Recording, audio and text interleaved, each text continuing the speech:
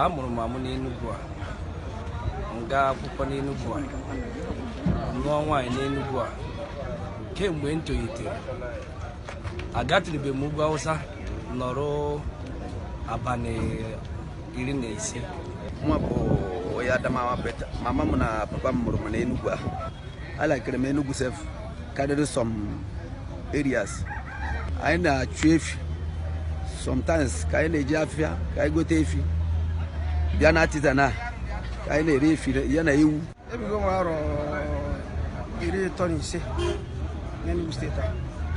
Abịa m n'Igbo lese kịta anọ bụ ọrụ ebe 20 years. Anyị ndụ na-abi n'Enugu steeti bụ ndụ dị mma.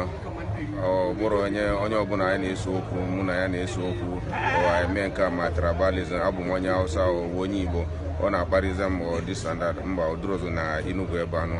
Ụmụ m na ndị Igbo na-emekọ ha na-eje akwụkwọ with ndị Igbo and two anyị na ndị Igbo na-eme ka nwanne ka nsi ya nọrọ n'ala Igbo o juru m afọ o biruru m anyị.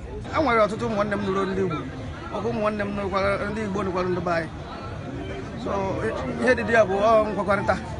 Ndị Igbo bụ ndị na-adaghị achọ nsogbu ọ ndị na-anabata onye ọbịa ha na ha ebiri nke ọma.